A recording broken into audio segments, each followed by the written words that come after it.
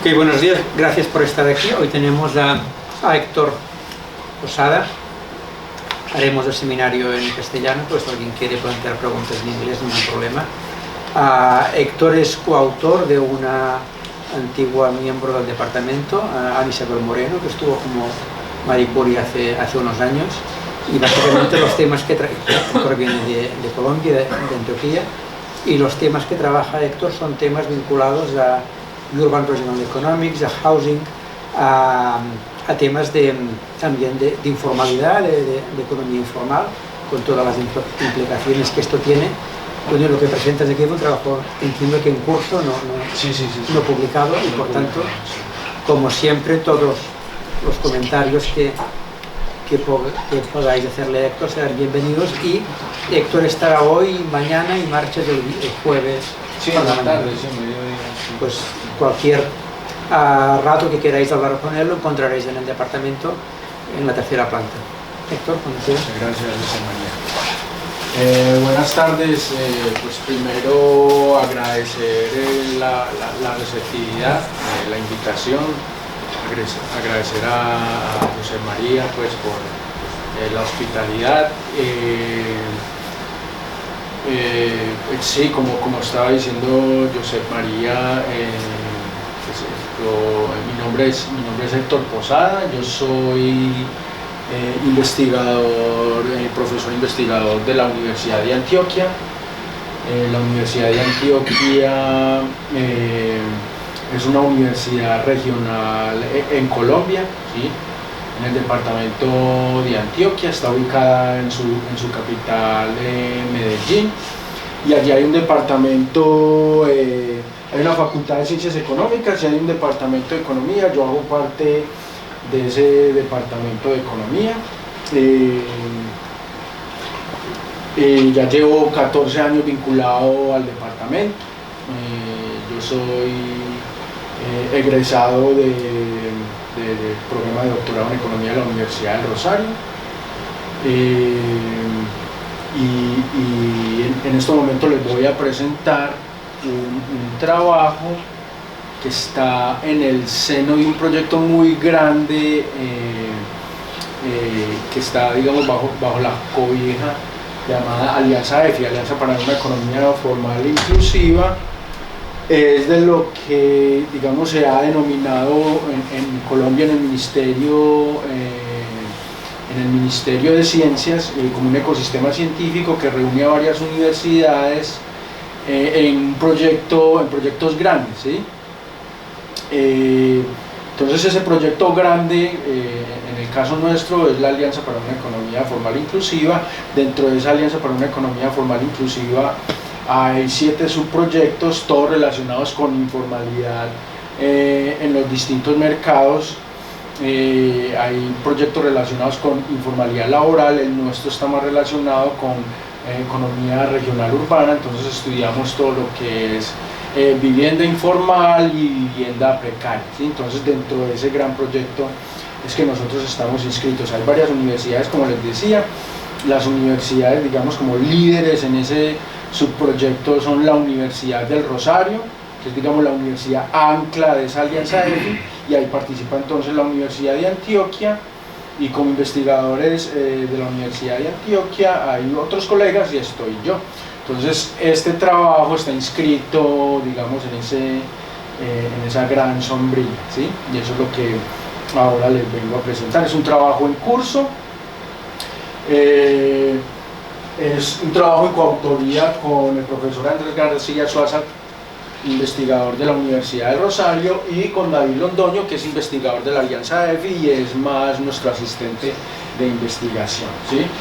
Entonces lo que se va a presentar básicamente son, lo hemos titulado como los efectos de los proyectos de vivienda pública, los efectos externos de los proyectos de vivienda pública sobre los indicadores de vivienda informal en el vecindario, los efectos externos, ¿sí? Básicamente es un análisis de efectos externos o efectos en el vecindario de estos proyectos de vivienda de interés social, ¿sí? Para el caso colombiano y específicamente para el caso de Medellín, ¿sí? Que es como lo que está más cercano, digamos, a nuestro contexto, pues, y también, pues, digamos, motiva mucho por las implicaciones de política pública que podría tener en este caso, y cómo podría esto alimentar a los hacedores de política ya en el municipio. Entonces, por eso estamos enfocados también mucho en este caso en particular, ¿sí?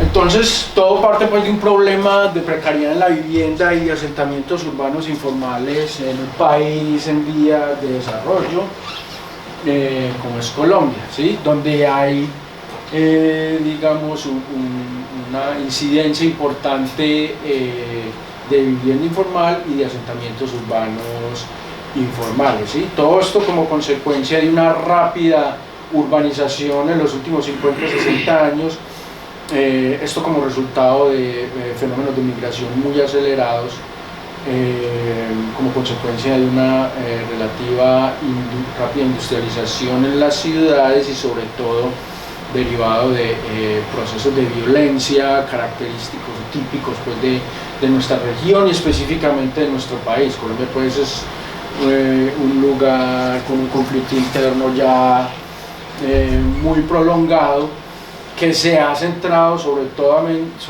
en los campos, y ha expulsado mucha gente entonces desde los campos hacia las ciudades de manera muy rápida, de manera muy desordenada y con una muy baja capacidad de respuesta de las autoridades locales urbanas ante estos fenómenos migratorios, lo que ha desembocado en una proliferación de los asentamientos urbanos informales y de la vivienda precaria, ¿sí? Entonces, tenemos para el año 2021, usando datos del censo 2018, que aproximadamente 5.1 millones de hogares, el 20.8% del total, vive en una vivienda precaria, ¿sí? Definida esta precariedad, como se entiende desde el Banco Mundial y desde UNAVITA. UNAVITA tiene una definición de slums, que en este caso sería de vivienda informal, y está relacionada a esa precariedad a varias dimensiones, sobre todo centradas en la calidad de los materiales de construcción de la vivienda, en los derechos de propiedad, en el hacinamiento y en la conectividad a la infraestructura de servicios públicos. Entonces, si por lo menos una vivienda tiene digamos, una debilidad, o digamos no cumple con los estándares en alguna de estas facetas, entonces se considera como una vivienda informal. Entonces, de acuerdo a esto, aproximadamente 5.1 millones de hogares en Colombia viven en una vivienda informal, 20% más o menos de los hogares, que es, pues, un nivel bastante alto, ¿sí? Como consecuencia de eso, entonces, digamos, el gobierno nacional, también las autoridades locales, han tratado de diseñar e implementar distintas políticas para tratar de resolver estos déficits habitacionales, que son cuantitativos y, en este caso, cualitativos, ¿sí? Es decir, hay muchos hogares que no, digamos, por el número de hogares no tienen una vivienda. Hay una diferencia entre ese número de hogares y el número de viviendas disponibles en el caso colombiano, y adicionalmente, pues, para el caso puntual de nuestro ejercicio, muchos de estos hogares, digamos, habitan viviendas precarias, ¿sí? Que necesitan algún tipo de mejora, ¿sí? Entonces, como consecuencia de esto, entonces, se han desplegado distintos tipos de política para tratar de dar alcance a esta problemática. Nosotros estamos interesados, estamos enfocados en las políticas de provisión directa de vivienda, ¿sí? Entonces, algunos de los planes dentro del gobierno en los últimos años, incluso de manera encadenada entre distintos gobiernos con distintas posiciones ideológicas, se centran, digamos, en la construcción de nuevas viviendas, ¿sí? Hay otros tipos de intervenciones para tratar de atacar este problema de vivienda informal, que tiene que ver, por ejemplo, con programas de mejoramiento integral de barrios que in situ tratan de hacer algún tipo de intervención sobre las viviendas que tienen algún tipo de precariedad. Estos son unos, digamos, como una parte importante de los planes que se implementan en Colombia, y otra, tal vez la más ambiciosa, la que recibe más recursos, es esta, que son los programas de vivienda de interés social, vivienda nueva, construcción de vivienda nueva, subsidiada, ¿sí? Para proveer entonces de esta vivienda nuevas a los hogares que tienen o que experimentan o que viven en una vivienda informal, ¿sí? Entonces, una importante proporción de estos recursos de provisión de vivienda digamos, se encauzan a través de los programas de vivienda de interés social, que básicamente son viviendas subsidiadas para hogares que tienen bajos ingresos. Para el caso colombiano se dice que esté por debajo de los ingresos de 4 salarios mínimos mensuales, ¿sí? Esos son hogares de bajos recursos. ¿Qué se hace con estas viviendas? Se puede subsidiar hasta el 80% del valor de la vivienda, y se puede subsidiar hasta 4 puntos porcentuales de las tasas de interés, ¿sí? Entonces se construye la vivienda, también hay unos estímulos para los constructores, y se da, digamos, este beneficio a hogares de bajos ingresos. Se les puede subsidiar hasta 80% del valor de la vivienda, hasta 4 puntos porcentuales entonces de la tasa de interés, entre otras, digamos, como entre otros beneficios para acceder entonces a este, digamos, para permitir a estos hogares acceder a este programa, ¿sí?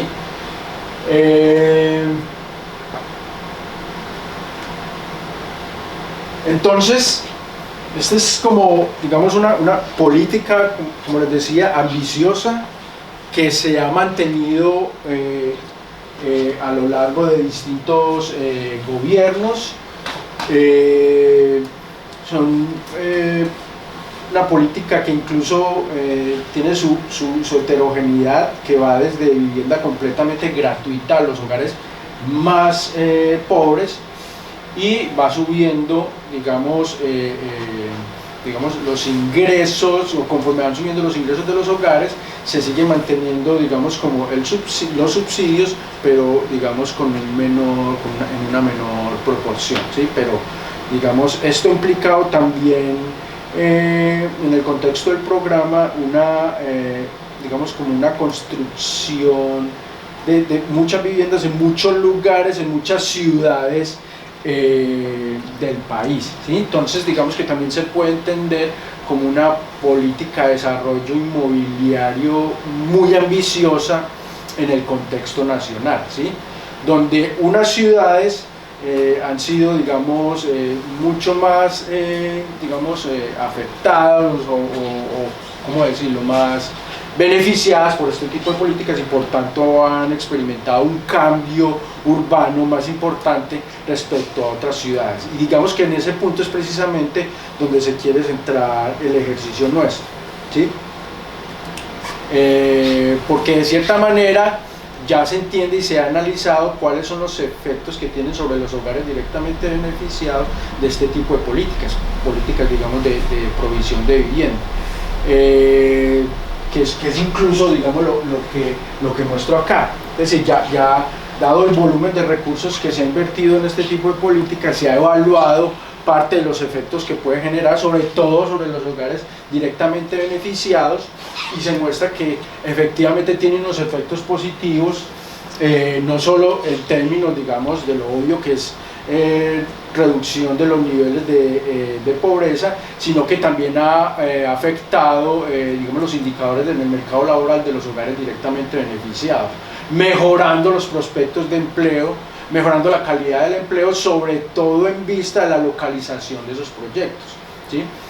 Usualmente estos proyectos por lo menos para el caso de Bogotá, tienden a estar localizados cerca de las oportunidades que ofrecen las ciudades, no solamente en términos laborales, sino de otro tipo, y eso entonces ha mejorado, como les decía, el prospecto laboral de estos hogares, ¿sí? Entonces, la provisión de vivienda de interés social mejora los prospectos de empleo, reduce los niveles de pobreza. Para el caso colombiano, esa mejora en los prospectos de empleo está relacionada con la ubicación de los proyectos, y este tipo de efectos en otros contextos también ha sido verificado. Sí. Una pequeña duda sobre el proceso, igual no es el centro de lo que vas a presentar, pero sobre el proceso de asignación según los criterios de renta de la vivienda social, sí. En un país donde la economía informal es importante, obviamente esos criterios de renta son sobre la base de la renta declarada digamos, legalmente, ¿no? Entonces, sí. No hay un problema de asignación aquí de que pueda haber familias o gente que reciba esta vivienda social que tenga ingresos declarados bajos, pero que tenga ingresos informales altos, sí. Que pueda ser gente no pobre, digamos, que esté recibiendo esas viviendas. ¿Ese es un problema o no? Sí.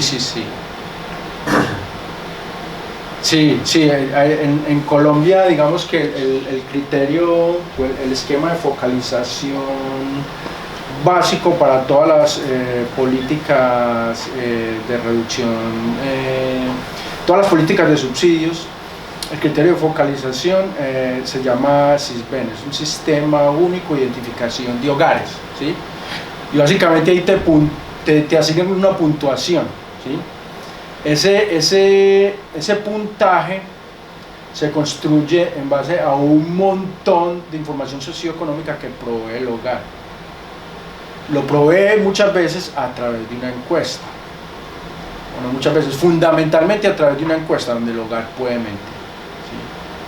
Entonces no es un problema que, digamos, se ciñe solo a la asignación de la vivienda de interés social, sino a otros tipos de subsidios. Entonces en Colombia se ha trabajado por mejorar ese esquema de focalización. Entonces hay distintas versiones del SISBEN.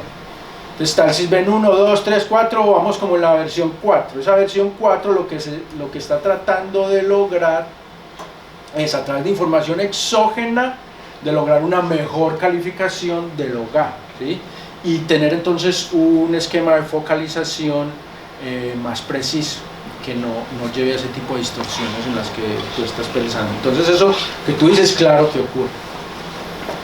ocurre, y precisamente por eso el gobierno en el Departamento Nacional de Planeación ha estado consecutivamente tratando de mejorar ese esquema de focalización. Entonces eso puede ocurrir, ¿sí? En este momento no podría decirte la cifra, digamos, como de mismatch o de distorsión que existe respecto a ese punto específico, pero que existe, ¿sí? Entonces lo que se está tratando de hacer es, sí, tratemos de esta focalización, no solamente basarla conforme la información que el mismo hogar provee, sino información exógena, ¿sí? Entonces sí es un punto importante, ¿sí? Bueno, sí, es eso. Entonces este es más o menos como un compendio de lo que se ha hecho, de la última literatura de evaluación de estos proyectos de vivienda de interés social para los hogares directamente beneficiados. En Colombia se ha aprovechado para hacer esas evaluaciones que hay un mecanismo de asignación aleatorio a través de loterías, es decir, los hogares, como siempre, se abre, digamos, la convocatoria, se presentan, y después de que se presentan, entonces hay una aleatorización, entonces aprovechando de esa aleatorización, entonces se juzga entonces cuáles son los efectos de la política, ¿sí? Y se ha pues hecho mucho énfasis en la localización. Ya en Bogotá, no necesariamente lo mismo en Medellín, pero en Bogotá se han construido los proyectos digamos, en lugares de una buena accesibilidad, ¿sí? Una buena accesibilidad en todo tipo, ¿sí? No solo laboral, sino también accesibilidad a centros hospitalarios, lugares comerciales, etcétera, etcétera, ¿sí? Entonces esto es como las dos primeras referencias, es como lo que atañe más al programa que a nosotros nos interesa, pero digamos se han hallado resultados relativamente similares para el caso surafricano, ¿sí? Y es una literatura que en estos momentos está en crecimiento, pero que no se ha fijado tanto como en los efectos, como se dice, los efectos urbanos, ¿sí? O sea, entendiendo este tipo de política no solo como una de reducción de pobreza, sino como una política, digamos, de desarrollo inmobiliario, ¿sí? Puede entender como una política de desarrollo de infraestructura, ¿sí? De edificaciones, ¿sí? En este caso.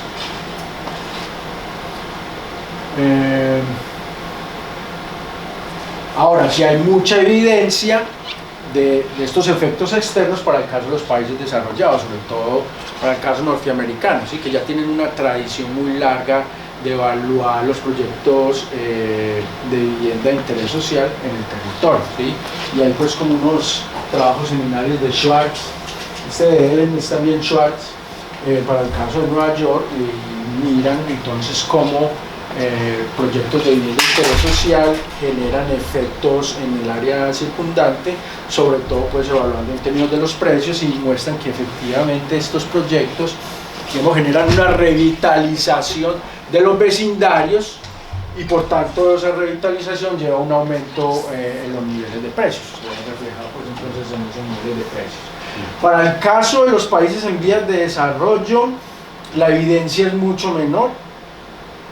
Hay un trabajo para Montevideo, Uruguay, pero Montevideo es una ciudad con unos niveles de desarrollo diferentes al resto de las ciudades capitales en Latinoamérica. Es una ciudad mucho más consolidada, un nivel de vida más alto.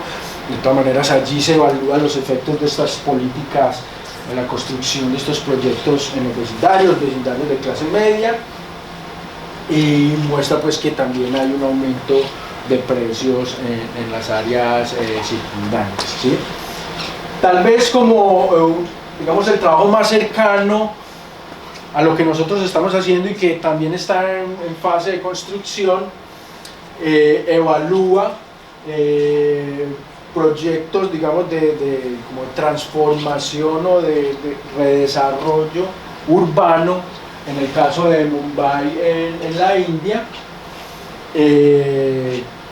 y muestran a través de una estrategia de identificación de diferencias e indiferencias que efectivamente la construcción de nuevos proyectos de vivienda de interés social genera como digamos un recambio en las zonas aledañas y una mejora en la calidad de las edificaciones en las zonas aledañas, ¿sí? Nuestra variable a evaluar principal precisamente tiene que ver con la precariedad de la vivienda, ¿sí? Usualmente este tipo de trabajo se evalúa los efectos sobre los precios de la vivienda. Este trabajo, como el nuestro, se enfoca en evaluar los efectos ya sobre las características físicas de la vivienda para ver cómo cambia la consolidación de los barrios, y lo que muestra es que parece ser que la construcción de nuevos proyectos en zonas relativamente deprimidas empieza a generar un recambio y una mejora en el vecindario, empieza a generar como un proceso de consolidación, lo llamamos nosotros en Colombia, en el vecindario, ¿sí? Entonces esta es como la referencia más cercana. Es un trabajo que también está en construcción y creo que está acompañado de uno de estos modelos ya que se están volviendo estándar en la economía urbana, los modelos cuantitativos urbanos. Entonces hay un trabajo pues ahí interesante y que muestra pues que hay necesidad por hallar y obtener nueva evidencia respecto a este aspecto en particular. Un aspecto en particular, qué efectos generan los proyectos de vivienda de interés social en zonas relativamente privadas, y qué efectos genera sobre todo en torno a la consolidación de las viviendas en las zonas aledañas, ¿sí? Entonces, ahí es donde estamos nosotros. Es importante evaluar cuáles son los efectos, sobre todo cuando hay políticas públicas detrás. Tal vez para el caso de Sivianís no hay una política pública detrás, sino que es más un proyecto privado. En el caso nuestro estamos evaluando algo asociado intrínsecamente a una política, explícitamente a una política pública, que es la política de interés social en Colombia.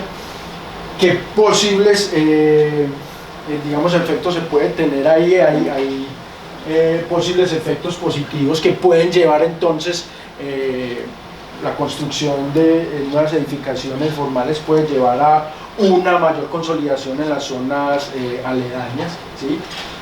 Entonces, esto puede incentivar, digamos, la inversión, o puede incentivar la mejora de las viviendas en las zonas aledañas a través de un efecto de demostración, tal cual ya lo había mostrado Schwartz para el caso de Nueva York, ¿sí?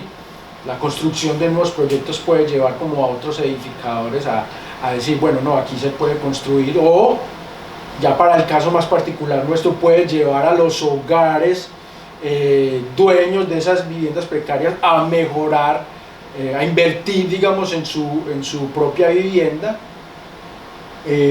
Adicionalmente, muchos de estos proyectos están acompañados de mejoras en la infraestructura de servicios, entonces eso también puede incentivar, digamos, valorizar, a través de la valorización puede generar también mayores inversiones de los mejoras de los hogares, de las viviendas,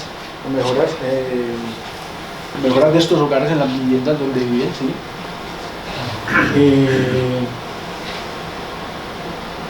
Y también puede llevar, por otro lado, a darse efectos negativos. Para el caso, que digamos, esto puede ser como lo más particular para el caso de un país en vías de desarrollo, no tanto para una ciudad como Nueva York o para una ciudad consolidada. Y es que puede darse efectos negativos vía la migración inducida, ¿sí? Entonces, digamos, y aquí pues uno piensa en la famosa referencia de Harry Stoddard, ¿sí? Toda política que pueda llevar a una mejora en una ciudad, que pueda apuntar, por ejemplo, a mejoras en el mercado laboral, que pueda apuntar a mejoras en el mercado de vivienda, puede terminar empeorando el problema vía migración inducida, ¿sí? Esa es la famosa referencia, pues, la famosa paradoja de Stoddard, ¿sí? Una autoridad local estimula la demanda de empleo, aumenta el empleo, entonces aumenta el prospecto de ingreso en la ciudad, y en un lugar y en una región con alta pobreza rural puede terminar induciendo migración, y a través de eso entonces empeorando el problema de desempleo. Entonces un poco aquí puede darse lo mismo, y esto es como lo distinto para el caso de nuestro país, ¿sí? Hay todavía mucha pobreza rural.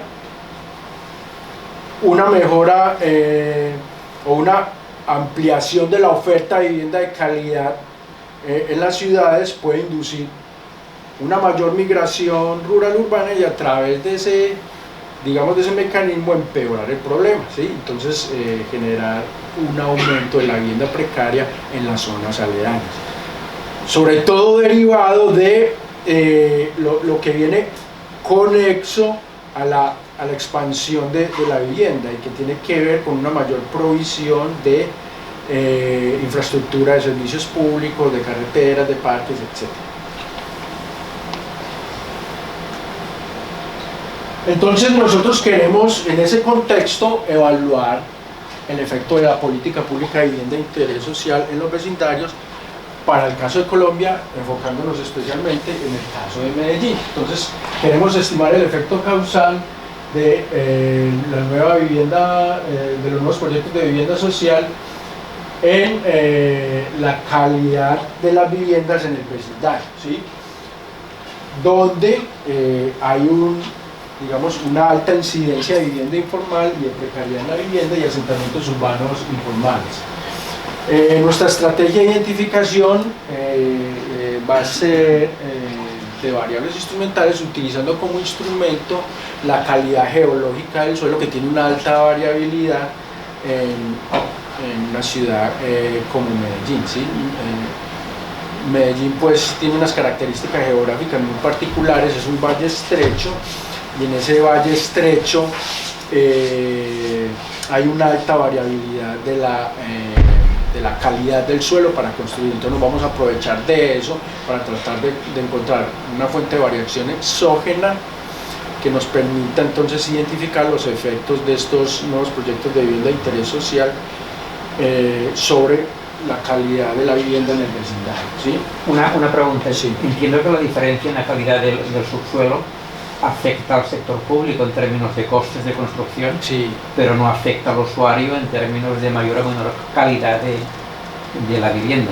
Sí. Es decir, el usuario final es indiferente a este diferencial de calidad en el subsuelo, el sector público no, porque afectará su estructura de costes para proveer. Sí, a ver, sí, si logro captar.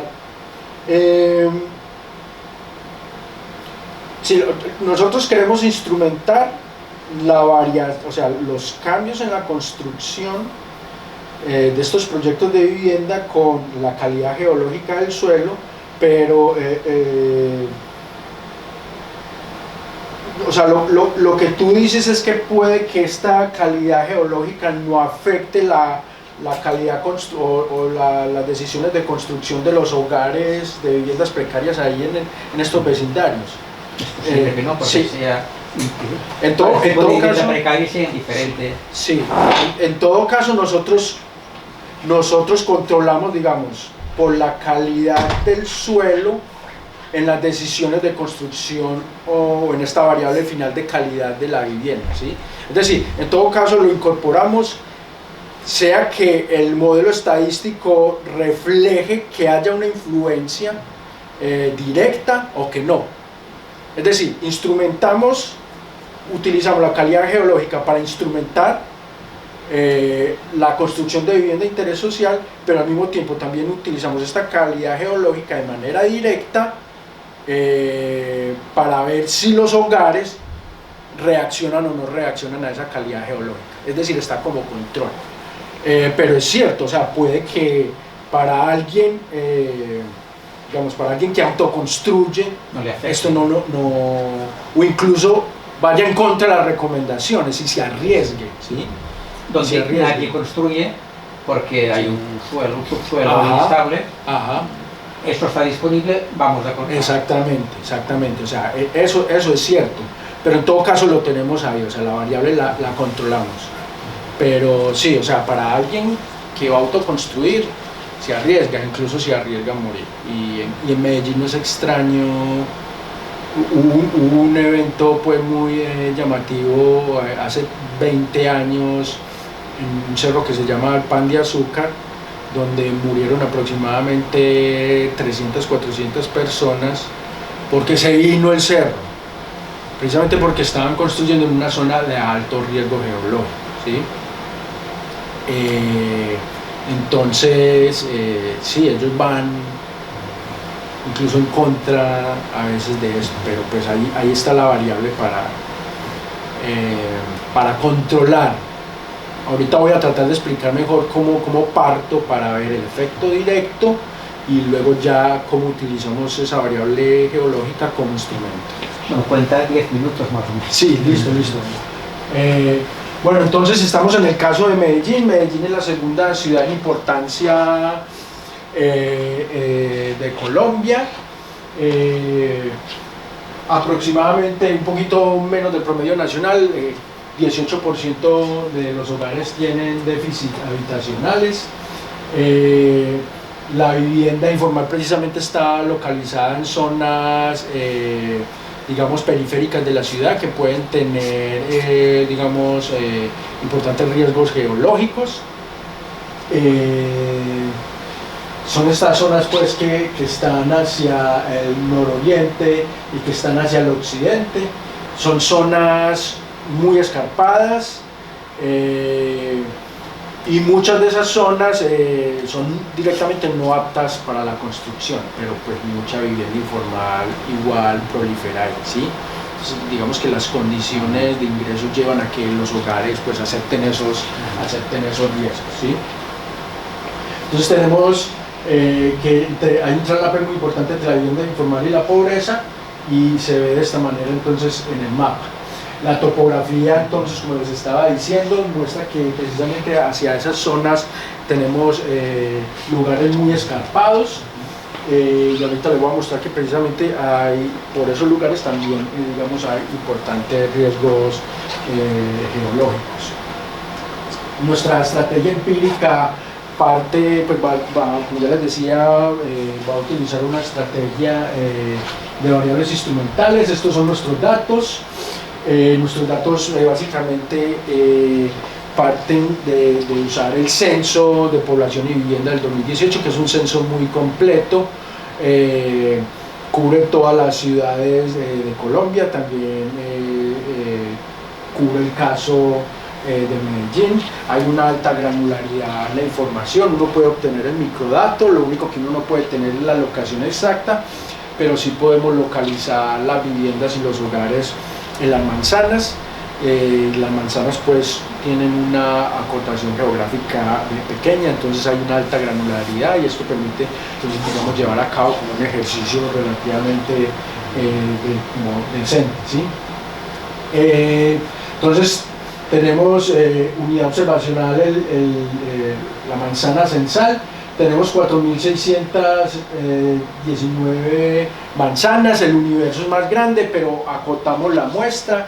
Vamos a utilizar manzanas que no tienen dentro de sí proyectos, porque precisamente estamos interesados en efectos indirectos, y al mismo tiempo tenemos manzanas que tienen relativamente cerca proyectos. Entonces es como la doble condición para las manzanas que vamos a utilizar dentro de la muestra, y para centrarnos en los efectos indirectos. Nuevamente, manzanas que no tienen en su interior proyectos de vivienda de interés social, pero que en un área de 400, 500 metros tiene por lo menos cerca un proyecto de vivienda de interés social. Entonces eso, digamos, que nos lleva a la noción de efecto indirecto. Nuestros outcomes pues, más representativos es la vivienda informal. En este caso sería el porcentaje de vivienda informal en una manzana, aunque construimos el indicador de vivienda informal por vivienda, pero luego pues agregamos por manzana, por lo que les decía, por la posibilidad de digamos, la no posibilidad de georreferencial en una escala puntual. También evaluamos los efectos sobre la pobreza y sobre otras variables socioeconómicas. Tenemos un grupo de controles bastante rico que mide accesibilidad a oportunidades de empleo, oportunidades de educación, oportunidades comerciales, mide la calidad geológica del suelo dentro de la manzana, un poco para dar la discusión sobre si los hogares responden o no responden a la calidad geológica dentro de la manzana a la hora de, digamos, de construir o no construir, o de mejorar o no mejorar la vivienda, etcétera, ¿sí? Este es más o menos como el mapa de las manzanas que estamos usando para la muestra, donde decimos indirecta, ese es el conjunto de manzanas que vamos a utilizar. Ese es todo Medellín, ese es su conjunto de manzanas. Las verdes están por fuera de la muestra, las directas es donde hay proyectos de vivienda de interés social, las indirectas es donde no hay proyectos de vivienda de interés social, pero hay proyectos cercanos. Tenemos pues una estrategia de identificación de variables instrumentales. Esto pues es, digamos, es estándar, entonces no me detengo ahí. Tenemos entonces las estadísticas descriptivas de los proyectos. Son alrededor de 268 proyectos en distintas etapas en la ciudad de Medellín. Son más o menos proyectos que en promedio tienen 175 apartamentos, 7.714 metros cuadrados construidos. El área promedio de cada vivienda es de 44.15 metros cuadrados, entonces son apartamentos muy chiquitos. Pues plantea una discusión respecto a si es una vivienda digna o no. Es pequeño, pero pues, se supone que tiene conexión a la infraestructura de servicios públicos y buena durabilidad, pero sigue, digamos, implícitamente con un problema de hacinamiento, dice uno, porque 44 metros cuadrados pues es un espacio muy reducido. Y son, digamos, proyectos con edificios relativamente altos, de 13 pisos, y hay algunos que tienen 20 pisos. Y ponga usted 20 pisos con apartamentos de 44 metros cuadrados, entonces son edificios que generan una densidad impresionante, ¿sí? Que Medellín es pues una ciudad supremamente densa. Construimos a partir de esos datos de proyectos de vivienda de interés social que nos dio Camacol, que es como la Cámara de la Construcción allá en Colombia. Construimos un indicador de accesibilidad a proyectos de vivienda de interés social, un poco como para medir la exposición de todas las manzanas a todos los proyectos de la ciudad. Es un indicador de accesibilidad tipo Hanser, como se miden los niveles de accesibilidad a otros tipos de oportunidades, por ejemplo las oportunidades de empleo, etc. Este es más o menos el mapa de accesibilidad que tenemos allá en rojo. Esta es la ubicación de los proyectos. En los globos está la magnitud de cada uno de los proyectos. Se puede notar que los proyectos están en zonas con un bajo valor de las rentas, y se muestra pues que hay una correspondencia entre los índices de accesibilidad y el valor de la accesibilidad con la densidad de los proyectos. Esa es nuestra variable entonces de tratamiento, y precisamente hacia la zona de Nuevo Occidente, que es donde... Sí. 5 minutos. 5 minutos, listo. Entonces, yo tengo una pregunta. Sí. ¿Aquí no tenéis en cuenta otros proyectos que no sean vivienda pública? Por ejemplo, no sé, la construcción de un nuevo hospital en una zona. ¿Hasta qué punto? No sé si eso tiene sentido en Medellín. Nunca he estado en Medellín, quizás no tenga sentido. Pues, pero este tipo de, o por ejemplo, no sé, un campus de una universidad. Sí.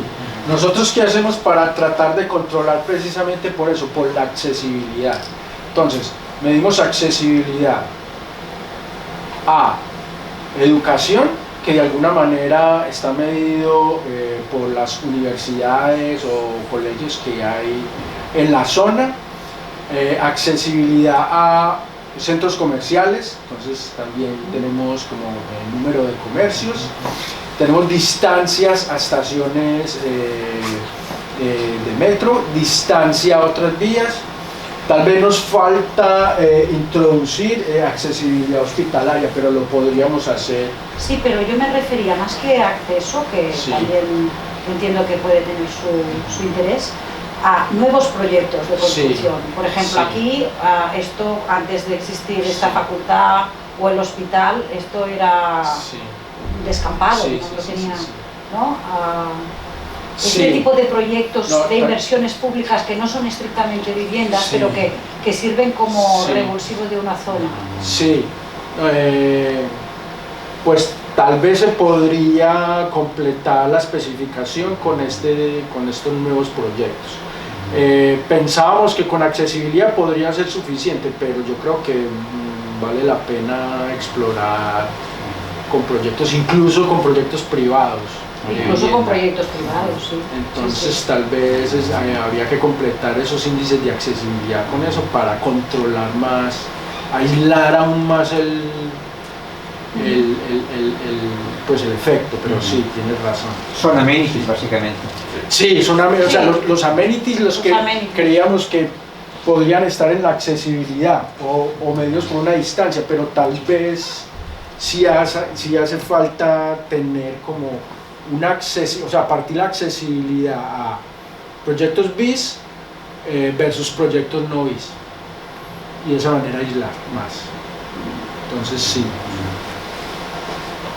o sea, nos hace falta dentro de ese montón de controles tal vez introducirlo, lo haremos. Entonces ya la construcción del instrumento, entonces voy a mostrar el mapa. Básicamente aquí tenemos una manzana representativa, la zona aledaña, el la que nos va a servir para construir el instrumento. Ahí hay una aptitud geológica, hay varias categorías que nosotros agrupamos. Entonces, después de agrupar, entonces tenemos aptitud geológica alta, aptitud geológica baja. Dependiendo de qué tipo de aptitud geológica domine, entonces calificamos el instrumento como una zona de alta aptitud o de baja aptitud, y eso entonces es lo que nos va a dar la fuente de variación exógena. De esa misma manera construimos la aptitud geológica dentro de las manzanas. Entonces yo quiero que quede como muy explícito que nosotros construimos dos tipos de aptitud, una en la zona aledaña y otra dentro de la manzana, ¿sí? Un poco como para terminar de aislar o tratar de darle mayor exogeneidad a ese instrumento que queremos construir. Y después de hacer eso, entonces tenemos en Medellín esa distribución de la aptitud geológica. Entonces, bueno, aquí está la parte pues como más peliaguda como para la estrategia de identificación. Después de ese montón de controles, creemos tal vez que hay que introducir más controles, tal vez haya cierta exogeneidad en el instrumento, ¿sí? Ya controlamos por la aptitud geológica interior, por la accesibilidad un poco como proxy a amenidades, teniendo presente que habrá que introducir más, y tal vez entonces logremos ahí cierta exogeneidad del instrumento para tener entonces como una estrategia de identificación creíble. Tenemos que, de todas maneras, la primera etapa muestra como un buen comportamiento donde hay una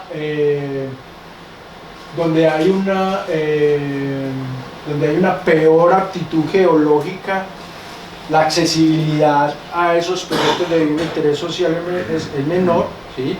Entonces, si tenemos una manzana en cualquier punto y rodeando esa manzana hay una peor aptitud geológica, entonces la accesibilidad a esos nuevos proyectos entonces es menor, y eso se está verificando entonces acá en esa primera etapa. En Census Track entonces es la unidad de observación que estábamos definiendo originalmente. En Grid es simplemente construir una grilla con cuadrícula uniforme, un poco para controlar errores de medidas, y esto como medida de robustez pues para el ejercicio. Entonces el ejercicio básico está centrado acá. Tenemos medidas de accesibilidad construidas en número de metros cuadrados y también en número de apartamentos, que es lo que tenemos entonces en este panel A, ¿sí? Entonces eso lo que está mostrando es que la accesibilidad medida en número de apartamentos, medida en número de metros cuadrados, entonces sí disminuye conforme la aptitud geológica sea peor, ¿sí? Entonces ahora sí tenemos los resultados. Ya esta es la estimación de variables instrumentales, muestra que efectivamente una mayor accesibilidad a los proyectos de vivienda de interés social lleva a una reducción de la informalidad de la vivienda en la zona aledaña, es decir, una manzana que esté indirectamente más intensamente afectada por proyectos de vivienda de interés social va a tener un mayor nivel de consolidación, un menor nivel de vivienda informal, y esto pues digamos es importante a la luz del hacedor de política porque le permite juzgar los efectos amplios que puede tener una política de provisión de vivienda versus otras alternativas como las que ya había mostrado al comienzo, que pueden ser programas de mejoramiento integral de barrio, que son programas de mejoramiento in situ sobre las viviendas ya construidas. Entonces un poco para entender digamos como los beneficios adicionales que genera este tipo de política, esto puede ser útil para la autoridad local, ¿sí? Obviamente los niveles de pobreza se reducen, pues claramente los indicadores multidimensionales de pobreza están relacionados estrechamente o dependen de ese indicador de precariedad en la vivienda. Entonces conforme baja la informalidad de la vivienda, la proporción de pobreza entonces también disminuye. Miramos los componentes específicos de ese indicador de precariedad en la vivienda, están la calidad de las paredes, la calidad digamos de las paredes mejora. Esto quiere decir, aquí esto es precariedad, ¿sí? O sea, entonces la precariedad disminuye, no se muestra ningún efecto sobre el hacinamiento, ¿sí? vivimos muy asignados en Medellín. Medellín es una ciudad extremadamente densa y extremadamente asignada hasta en los lugares de clase media vivimos asignados. Mejora digamos, disminuye la precariedad en términos de la conexión del acueducto y el alcantarillado, es decir, hay más hogares después de que se construye vivienda de interés social en el vecindario, o sea, de manera externa, más conectados al acueducto, ¿sí? Y al alcantarillado. Disminuyen los crímenes, aumenta el valor de las rentas, disminuye la proporción de migrantes exteriores en la zona donde se construye. Aquí pues puede haber como usualmente los migrantes ahora vienen desde el campo o vienen desde el exterior, entonces una especie como de un indicio de gentrificación muy particular en lugares pues de privados. Y eso es como a grandes rasgos los resultados. ¿De dónde vendría entonces como digamos, los resultados sobre todo? El primero está relacionado con el efecto de demostración que ya mostró Schwartz, ¿sí? Y es que cuando se construye en un lugar se ve que ese lugar puede digamos, caminar hacia la consolidación urbana, y eso lleva a los hogares dueños de esas viviendas entonces a invertir más en su propia vivienda. Y obviamente pues habría que explorar un poco más sobre los mecanismos causales, pero eso también tiene que estar relacionado con efectos sobre el mercado laboral, ¿sí?